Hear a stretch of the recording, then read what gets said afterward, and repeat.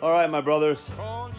Me and Hudson out here. We got the doors back on Recon 1, the front fender flares. First time I've touched the Jeep really since Brookridge, which is really sad. I only get a few hours off a day when I get home. So I've got an extremely bent tie rod.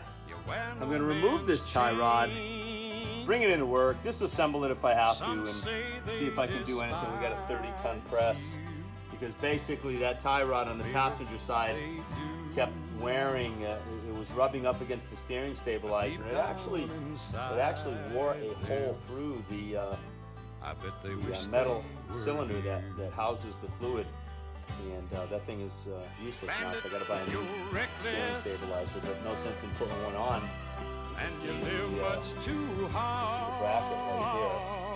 No sense in putting a new one on there. So I try to straighten this tie rod out.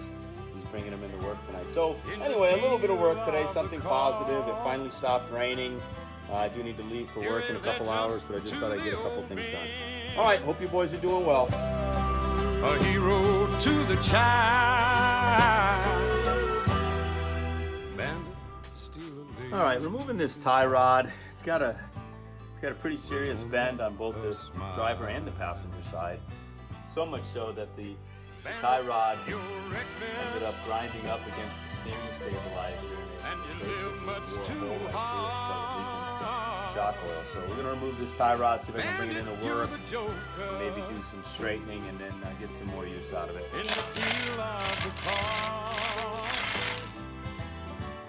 You're a legend to the old men,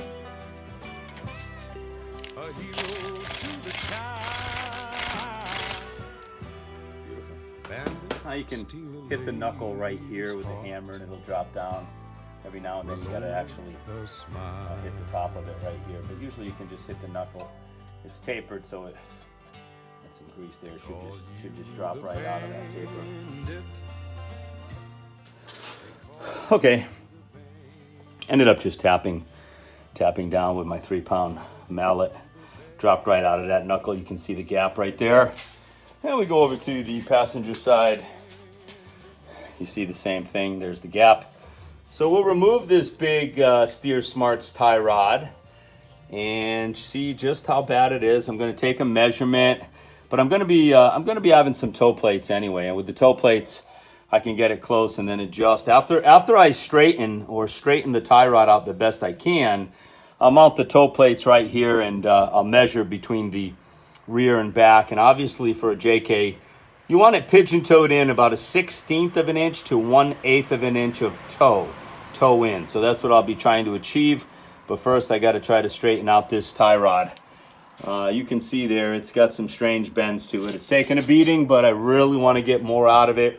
It's an expensive component. You can see a real good bend right there on the driver's side.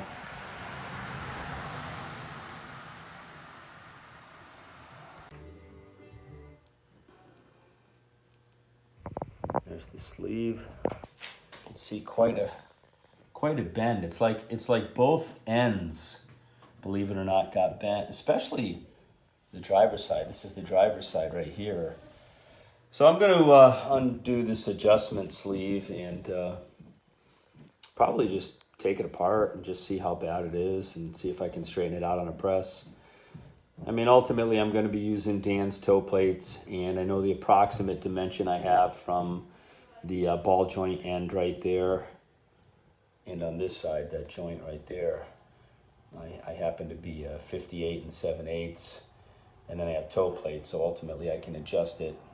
So hopefully I can do something and get this tie rod straightened out. This is the passenger side right here. This is a reverse thread on the passenger side. I already took the driver's side tie rod end out, and it was very, very badly bent. Right where that shaft of the threads goes into the collar. So I don't know. We'll see. We'll look at it when I get it out, and we'll see what we can do at work in the press. Okay, so when I look at this Steer Smarts tie rod, you can see right here, this is where the steering stabilizer was continuously grinding against the adjustment sleeve on the tie rod. So now when we look at the tie rod ends, that one right there being the passenger, this one here with the square shank at the top is the driver's side. But you can see a very significant, sadly, a significant bend, the way this is just curving this way. So hopefully I can put this in a press, straighten this out, but this thing, quite honestly, is this whole section here, by the time it gets to the end, is probably, if I was to put a straight edge right here and go straight, it's probably almost 1/4 of an inch. So this is the side that is really bad. You can see I marked it with the D right there for the driver's side. Passenger side doesn't look as bad. Looking it over right there, looking at it this way, I guess a slight bend, maybe a 1/16 of an inch if I was to draw a straight edge right there. We'll see, but for sure the driver's side tie rod ends in rough shape. Now, when you look at the adjustment sleeve, I mean, this thing, believe it or not, looks pretty damn straight. I had it on some level concrete and looked at it.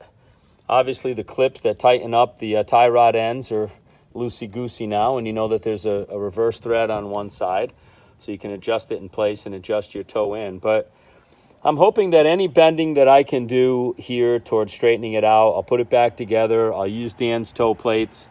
It's got to be an improvement. Then I can buy a new steering stabilizer and put that in and try to avoid some of this rubbing right here. It basically wore a hole through the stabilizer itself and started leaking shock oil. So, I mean, obviously, when you're looking at a component like this, I don't know, $550, $575, you want so much money for a tie rod. You want to get as much out of it as you can. So I think it's worth taking the time to try to straighten these tie rod ends and put it back together and see if I can get some more off-roading with it. All right, Recon Jeeper, out.